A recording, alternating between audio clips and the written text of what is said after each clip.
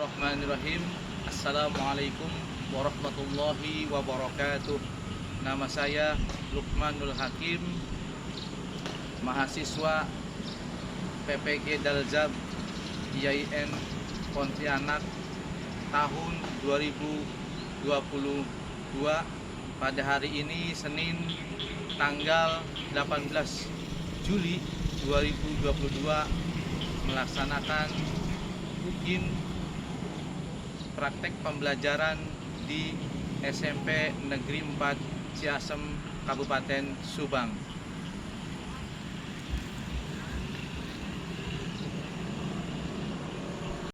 Assalamualaikum warahmatullahi wabarakatuh. Waalaikumsalam warahmatullahi wabarakatuh. Gimana kabarnya anak-anakku? Sehat? Sehat.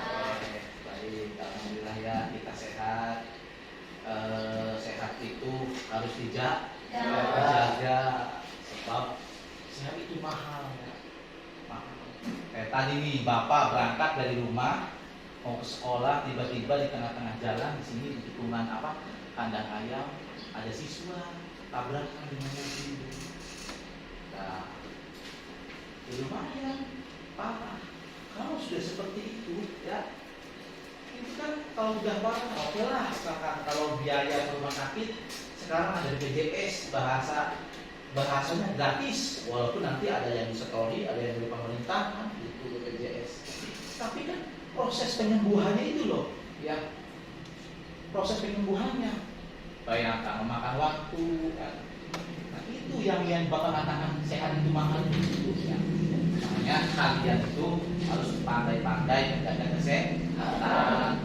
Kalau naik motor jangan kemudian kalau SMP sebenarnya nggak boleh naik kendaraan bermotor, belum ada SIM ya, belum dapat izin mendapatkan SIM belum, karena kita ada kebijakan lain karena sekolah kita ini perbatasan dengan Kerawang ya, kemudian jalannya juga kurang bagus ya, sehingga ada harus dijaga. Baiklah, sebelum kita mulai ke materi, Bapak minta untuk ketua kelas atau ketua murid untuk dipimpin berdoa terlebih dahulu. Silakan Agus Natka ya, silakan untuk berdoa. Sebelum belajar, alangkah baiknya kita berdoa. Berdoa dengan surat Al-Fatihah mulai. Bismillahirrahmanirrahim. Bismillahirrahmanirrahim. Alhamdulillahirabbil alamin. Ar-Rahmanirrahim. Maliki yaumiddin. Iyyaka na'budu wa iyyaka nasta'in. Ihdinas siratal mustaqim. Siratal ladzina an'amta 'alaihim ghairil maghdubi 'alaihim waladdallin. Berdoa selesai. Oke.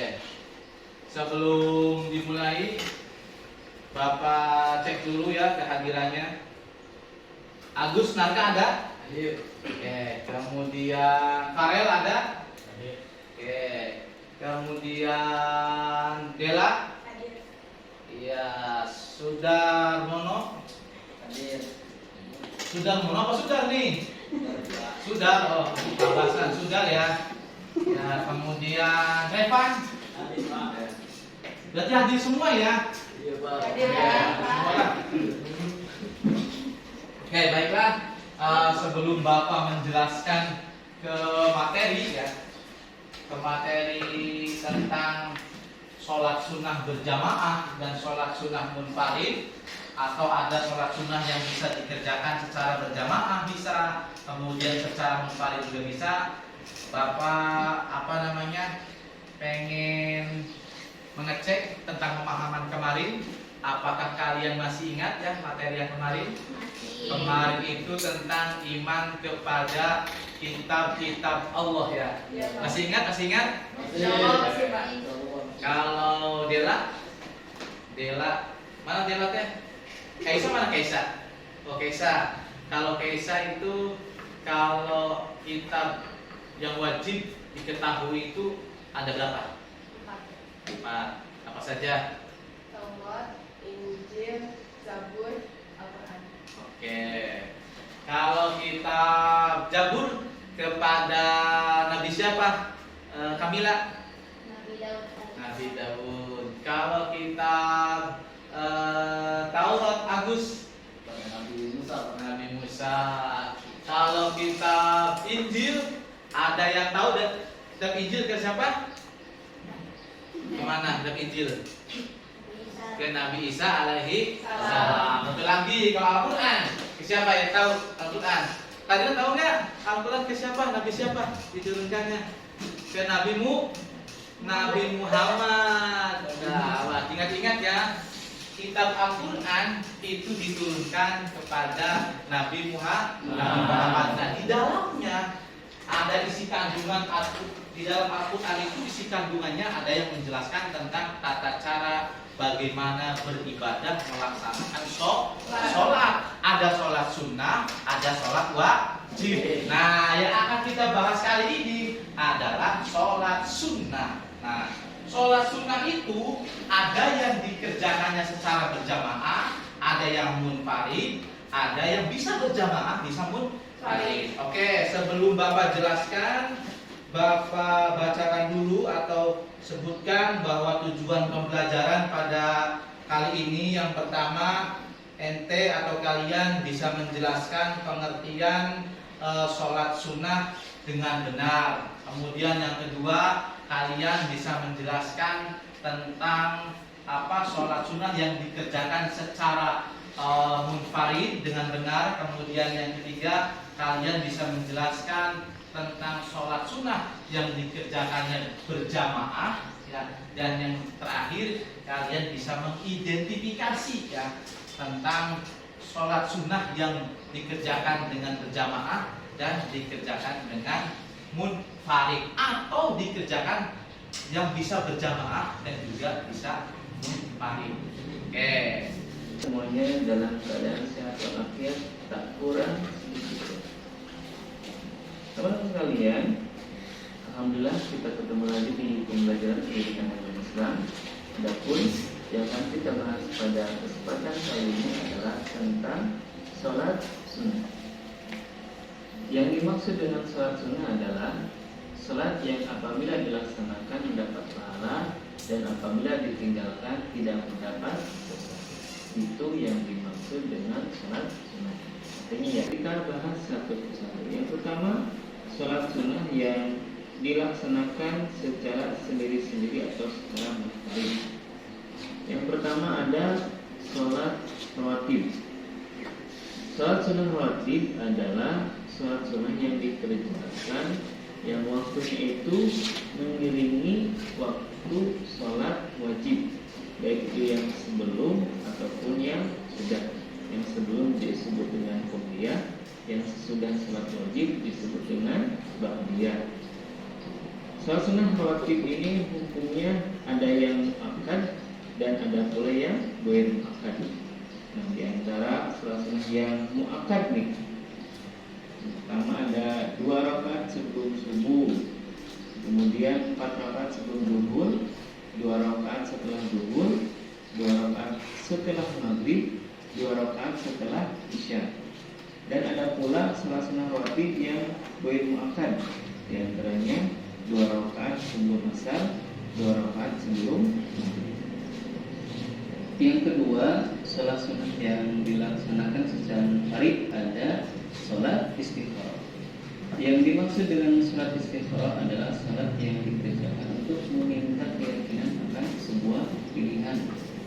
Supaya gini ya teman-teman sekalian, kalaulah bingung nih pilih sekolah itu mau sekolah A atau sekolah B, dua-duanya sama-sama baik nih, gimana caranya mau ke A atau B ini yang lebih baik untuk kita. Nah, untuk menentukan pilihan itu teman-teman bisa melaksanakan sholat istikharah meminta bantuan, meminta petunjuk kepada Allah Subhanahu wa taala supaya diberikan pilihan yang lain.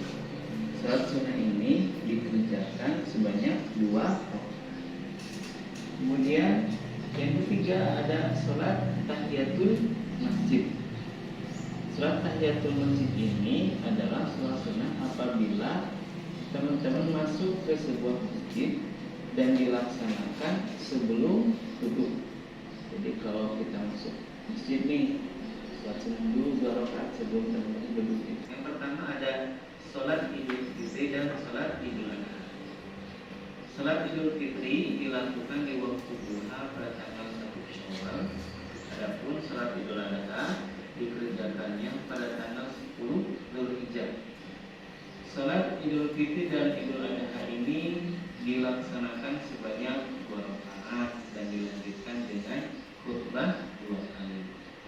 Nah, hal yang berbeda dari salat Idul Fitri dan Idul Adha dibandingkan dengan salat-salat yang lainnya adalah sebelum membaca surat Al-Fatihah itu ada takbir sebanyak 7 kali pada rakaat yang pertama dan 5 kali pada rakaat yang kedua. Di antara takbir disunahkan pula membaca tasbih, yakni subhanallahi walhamdulillah wa la ilaha illallah wallahu akbar. Nah, kalau baca akhirnya adalah kalau ya gerhananya beres gitu, artinya bulan ataupun mataharinya kembali lagi ke bentuk semula. Salat gerhana dilakukan sebanyak 2 rakaat dan dilanjutkan dengan khutbah 2 kali. Nah, hal yang berbeda dari salat gerhana ini adalah di setiap rakaatnya itu membaca Al-Fatihah 2 kali dan ruku 2 kali. Jadi pada rakaat ini, pada rakaat pertama setelah ruku itu kembali lagi baca Al-Fatihah dan ruku lagi baru iktidal dan gerakan yang lainnya seperti salat biasanya. Jadi kalau kita hitung rukunya itu dalam 2 rakaat 4 kali ruku dan juga 4 kali baca surat Al-Fatihah. Pada salat gerhana bulan baca imam dinyaringkan atau jahar. Adapun dalam gerhana matahari suara imam itu tidak dinyaringkan atau secara siang. Yang selanjutnya ada salat istisqa. Yang dimaksud dengan salat istisqa adalah salat sunnah yang dikerjakan untuk meminta hujan. Tentunya waktu pelaksanaan salat istisqa ini adalah saat kekeringan dan kekurangan air pada musim kemarau yang begitu panjang. Nah, dalam melaksanakannya yang pertama adalah disunahkan terlebih dahulu itu puasa 4 hari puasa. Nah, pada hari keempatnya masyarakat berkumpul di tanah yang lapang kemudian melaksanakan salat istisqa. Salat istisqa ini seperti salat India yang mana sebelum Al-Fatihah itu ada takbir 7 kali di rakaat yang pertama dan di rakaat yang kedua takbirnya 5 kali dan di antara takbir juga membaca tasbih. Kemudian dilanjutkan pula dengan khutbah 2 kali. Selanjutnya teman-teman sekalian ada salat sunnah yang bisa dikerjakan, bisa berjamaah, bisa juga munfarid. Yang pertama ada salat tarawih atau tarawih ya namanya. Salat tarawih ini merupakan salat sunnah akad yang dikerjakan di setiap malam selama bulan Ramadan. Umat Islam di Indonesia biasanya mengerjakan itu ada yang 8 rakaat plus 3 witir, ada pula yang melaksanakan 20 rakaat tarawih dan 3 witir. Lanjut ada salat witir. Witir artinya ganjil ya. Sesuai dengan artinya maka salat witir adalah salat sunnah penutup salat sunnah malam yang dikerjakan dengan jumlah yang ganjil, mulai dari 1 rakaat dan maksimal 11 rakaat, artinya bisa 1, 3, 5, 7, 9 ataupun 11 rakaat. Dan salat witir ini sebagai salat sunnah penutup Jadi kalau udah tahajud, udah tarawih, tutupnya itu dengan sholat witir. Yang ketiga ada sholat duha. Sholat duha merupakan sholat sunnah yang dikerjakan di waktu duha ya. Tujuannya adalah untuk menemukan rezeki kepada Allah Subhanahu wa taala. Nah, yang dimaksud dalam waktu duha ini adalah dimulai dari terbit matahari lebih sedikit, kemudian sampai tergelincir matahari atau matahari itu benar-benar berada di atas kepala kita atau beberapa saat sebelum zuhur. Salat duha ini bisa dikerjakan minimal 2 rakaat dan maksimal 12. Yang selanjutnya ada pula salat tahajud. Salat tahajud dapat dilaksanakan di waktu isya sampai fajar, artinya setelah salat isya sampai sebelum subuh, dan ini diharuskan setelah tidur, jadi seharusnya harus tidur terlebih dahulu. Salat tahajud ini dilaksanakan minimal 2 rakaat dan maksimalnya itu 3 rakaat. Selama kita kuat silahkan sebanyak-banyaknya. Dan biasanya salat tahajud ditutup dengan salat witir yang minimalnya 1 rakaat dan maksimal 11. Itulah teman-teman sekalian sekilas pembahasan tentang salat sunnah yang dikerjakan secara berjamaah ataupun secara sendiri. Semoga bermanfaat dan mohon maaf apabila ada kekurangannya. Sekian, wassalamualaikum warahmatullahi wabarakatuh. Oke. Setelah kalian menyaksikan ya video tentang penjelasan sholat sunnah yang dikerjakan secara munfarid. Munfarid itu artinya sendiri-sendiri atau masing-masing. Ada juga sholat sunnah yang dikerjakannya secara berjamaah. Bahkan ada sholat sunnah yang tadi dijelaskan di video ini yang bisa dikerjakan secara berjamaah juga secara munfarid. Ya. Nah, dari penjelasan atau dari tayangan video ini, apa ada yang tidak paham? Silakan boleh ditanyakan. Ya apa? Siapa namanya? Karina ya? Karina apa Kamila? Oh Karina. Kalau Kamila ini berarti ya? Iya, Pak. Kembar berarti ya? Bukan sih? Enggak. Gimana so? Pertanyaannya gimana? Kenapa sih salat sunnah rawatib itu ada yang muakkad dan ada yang belum muakkad? Ada yang tahu? Sholat sunnah itu dalam pelaksanaan sholat rawatib itu ada yang muakkad, ada yang ghairu muakkad. Ada yang tahu nggak? Nah, perhatikan. Maksudnya muakkad itu dianjurkan. Ya. Jadi nanti sholat sunnah rawatib itu ada yang dianjurkan, itu artinya muakkad. Ya. Nah, kalau ghairu muakkad itu tidak dianjurkan. Bahkan ada sholat sunnah rawatib, ya bukan sholat sunnah, ya artinya ada yang nggak boleh. Contoh, orang kalau belum tahu nih, ada tiba-tiba setelah melaksanakan sholat asar, ada sholat ba'diyah asar, sholat sunnah setelah sholat asar, itu nggak ada ya. Setelah sholat asar ya sudah selesai, nggak boleh ente melaksanakan sholat sunnah rawatib yang ba'diyah asar, itu nggak boleh. Kenapa sih Pak? Bapak pernah membaca keterangan suatu kitab dalam kitab Ushul Tauhid itu dijelaskan kenapa sholat rawatib yang ba'diyah asar itu nggak boleh? Karena ada yang mengatakan haram, karena kebetulan kalau setiap sore ya, sore itu kan matahari kan suka terbenam ya. Jadi seolah-olah ada yang mengatakan di keterangannya seolah-olah kalau kita melaksanakan sholat ba'diyah asar seolah-olah menyembah matahari. Makanya ada keterangan itu diperbolehkan. Nah, jadi ada yang muakkad itu artinya dianjurkan, ada yang ghairu muakkad yang tidak dianjurkan. Bahkan ada yang tidak boleh, kayak tadi kan berarti ba'da asar sama ba'da subuh. Kalau habis sholat subuh nggak boleh ya. Misalkan aktif banget nih ya, qobliyah subuhnya ada setelah sholat subuh mau bakpia, nggak boleh, ya haram itu.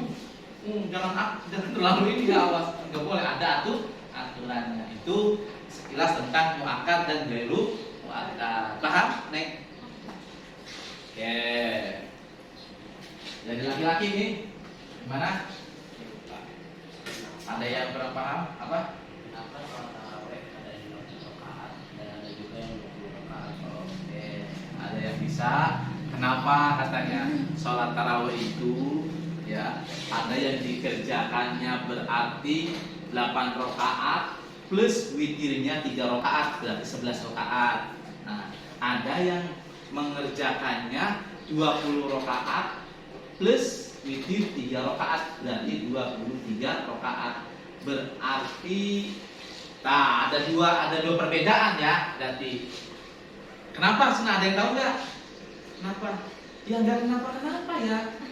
Yang kenapa? Artinya mereka yang sholat tarawihnya 20 rakaat ya, ditambah misalkan 3 rakaat jadi 23 rakaat, itu mereka menganut mayoritas kebanyakan para ulama yang bermadhabkan Syafi'i. Boleh dia punya dalilnya bla bla bla begini boleh dia melaksanakan sholat tarawih yang 20 rakaat. Nah, yang 8 rakaat juga ada sebagian para ulama kayak Imam Hambali atau Imam Maliki, dia mengerjakannya seperti itu, 8 rakaat plus witirnya 3 rakaat.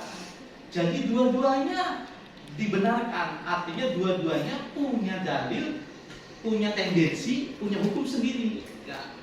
Yang salah mah yang tidak tarawih. Ya. Nah, yang tidak tarawih nih. Jangan ngeributin, kamu mah yang 8, kamu yang 20, jangan. Yang penting mah tarawih aja. Ente mau mengikutin yang 20 rakaat silakan, kan dia punya dalil sendiri. Mau yang mengikutin yang 8 rakaat itu silakan. Ya, yang penting mah tidak yang penting mah enggak tarawih. Kalau enggak tarawih bahaya ya. Ngomong perbedaan tapi dia enggak tarawih, nah itu berarti udah beres ya, ada gap. Oke. Ada pertanyaan lagi? Ada Pak. Apa? Kenapa bacaan kunut saat sholat witir hanya dibaca ketika setelah hari ke-16 sampai hari terakhir Ramadan saja? Oke. Laki-laki, ada yang tahu nggak? Walaupun nggak ada di materi nih, ya kan nggak ada di materi, barangkali ente punya punya pandangan atau punya ilmu dari yang lain, ya. Ada yang bisa nggak? Katanya kenapa? Biasanya kalau bulan Ramadan atau bulan puasa itu di pertengahan sholat tarawih itu gitu nih ya, sering apa dibacakan atau ada doa kunutnya. Kenapa? Yo, ada yang tahu? Atau perempuan juga ada yang tahu? Oke. Kenapa?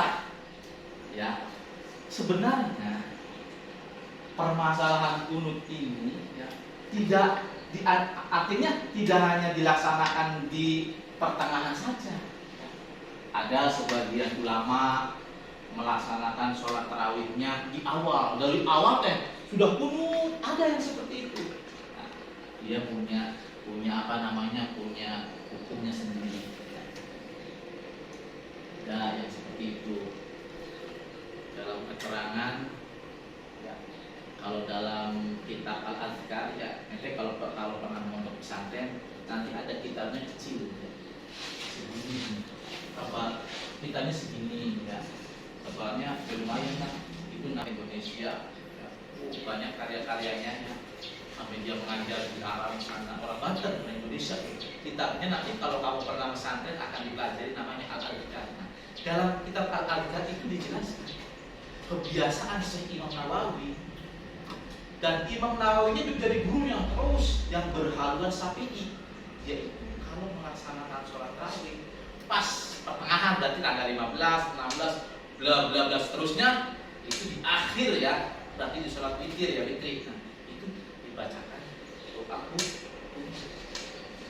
Jadi boleh, silakan. Itu ada tendensinya, berarti yang sholat tarawihnya atau witirnya atau ada kunutnya di pertengahannya itu berarti dia mengikuti madhabnya Imam Nawawi yang berhaluan sapi. Yang dari awal juga boleh. Banyak kalau dalam dunia fikih ini banyak perbedaan ya. Nantilah ada penjelasannya di luar ini ya. Nah, itu tentang apa namanya kenapa kan. Jadi ternyata bukan di tengah-tengah saja, ada yang di awal, bahkan ada yang minggu terakhirnya saja. Ini mah Imam Nawawi mengambil mayoritas kesepakatan para ulama. Yang pasti Pak, sholat itu ada yang 2 rakaat salam dan ada yang 4 rakaat 2 kali salam. Dan ada lagi yang 6 rakaat 3 kali salam. Yang dianjurkan yang mana Pak? Oke. Tahun baik ya. Ada paham Pak? Jadi ada pertanyaan lagi nih. Kenapa katanya sholat duha itu ada yang dikerjakannya 2 rakaat, 4 rakaat, 6 rakaat, 8 rakaat dan seterusnya ya. Nah, kenapa? Ya kayak gitu enggak? Ya. Sebenarnya kalau berbicara berbicara sholat duha, kalau merujuknya dalam kitab anak, nah dunia fikih Bapak sering ngomong kitab ya karena rujukannya kitab. Nah, itu kalau pesantren cari itu tadi Al-Adhkar. Nah, sekarang dalam kitab I'anatul Thalibin. Dalam kitab I'anah dijelaskan bahwa sholat duha itu dikerjakan paling sedikit 2 rakaat salam. Paling banyaknya 12 rakaat. Boleh yang pilih, mau yang 2 rakaat, mau yang 4 rakaat, mau yang 6 rakaat, 8 rakaat, 10 rakaat, 12 rakaat. Tidak ada keterangan. Bapak belum tahu keterangan bahwa sholat duha ada yang melaksanakannya 14 rakaat, belum tahu. Dalam kitab I'anah maksimal itu 12 rakaat per 2 rakaat salam. Itu sholat duha versi dalam kitab I'anatul Thalibin. Pertanyaannya, yang dianjurkan yang mana nih Pak? Ya, kan gitu kan ya, yang dianjurkan yang gimana? Nah, yang dianjurkan kalau merujuk kitab Ihya Ulumuddin ya, yang dikarang oleh Imam Ghazali nih. Ente kalau ngaji biasanya kitab Ihya ini kalau di pesantren dikaji sama santri-santri yang senior yang mau pulang kampung, kita ngaji dulu kitab Ihya. Nah, dalam kitab Ihya Ulumuddin itu dijelaskan bahwa yang dianjurkan sesuai dengan kebiasaan Nabi, sholat duha itu yang versinya yang dikerjakan 4 rakaat. Ya, berarti 2 rakaat salam, kemudian 2 rakaat juga salam. Nah, itu jawabannya dari yang dianjurkan ternyata yang 4 rakaat sholat duha itu versi Imam Ghazali dalam kitab Ihya Ulumuddin. Oke, paham ya?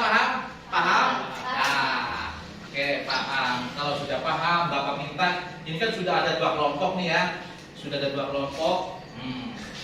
Bapak minta nanti kelompok, misalkan lagi-lagi dulu deh, ini kelompok 1 ya. Kemudian kelompok 2-nya perempuan. Kelompok 1 misalkan diketuainya sama Agus ya Gus. Agus Narka ini ketua kelompok 1. Kelompok 2-nya misalkan diketuai oleh Keisha ya. Keisha Alvaro ya kalau di masa umum. Coba Pak. Ini mah kali ya. Ini mah Keisha siapa tadi? Keisha Putri. Oke. Ya, siap. Kalian masing-masing kelompok berarti mempresentasikan dari tadi ya. Dari sholat sunnah itu ada yang munfarid, ada yang berjamaah, ditulis ya. Ditulis. Nanti berarti berdiri ya. Enggak apa-apa dibaca aja begini. Nah, enggak apa-apa. Gemeter Pak ya, bagian gemeter ya. Bagus, enggak apa-apa, gemeter juga ya. Belajar. Nanti lama-kelamaan mah enggak gemeter. Oke. Oke, siap. Berarti dari kelompok 1 dulu. Bapak minta Agus, silakan mempresentasikan. Sholat sunnah munfarid yaitu ada 3, 1 sholat rawatib, 2 sholat istiqoroh, dan 3 sholat tahiyatul masjid.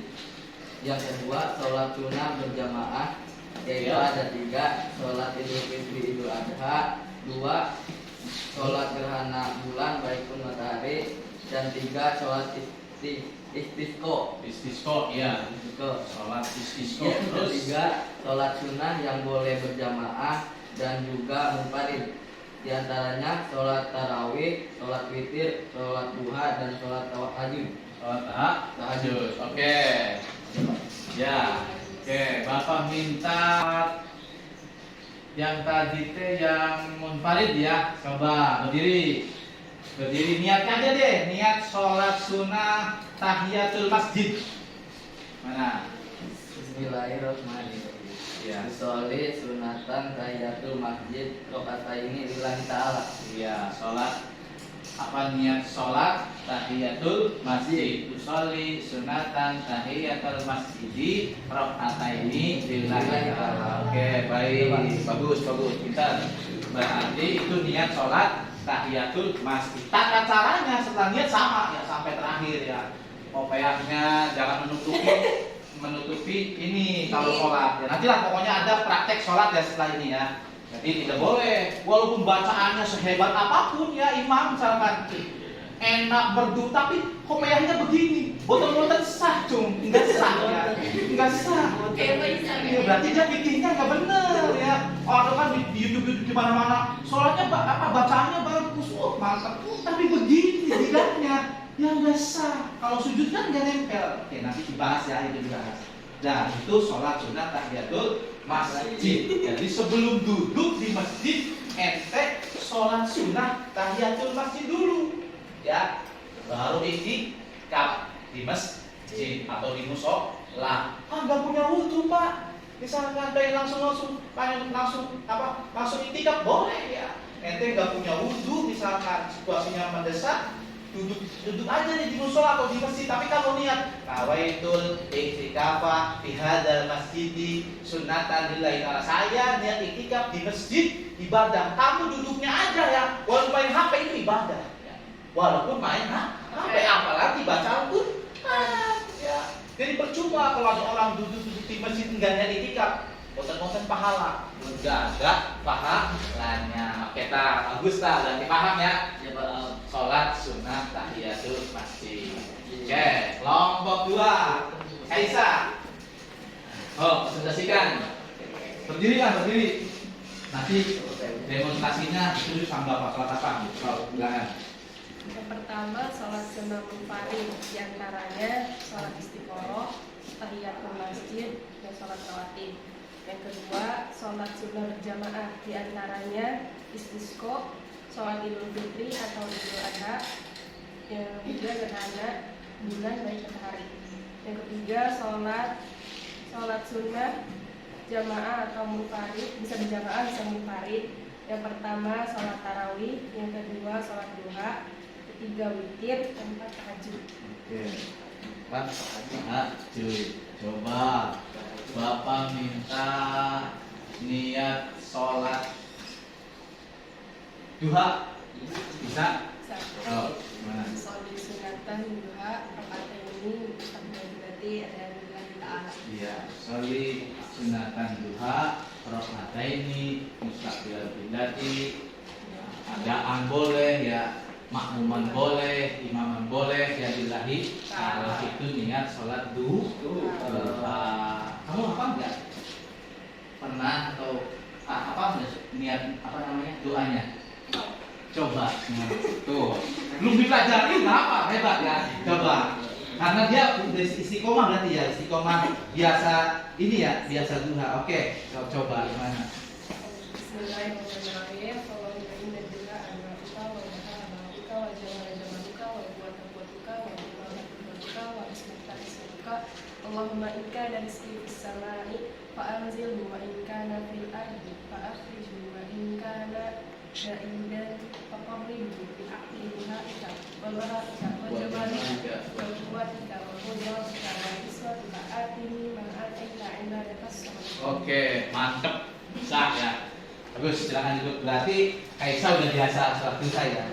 Nah, sholat duha itu banyak yang manfaatnya, banyak hikmahnya gitu. Di antaranya yang paling menonjol itu katanya sholat duha itu bisa menarik rezeki.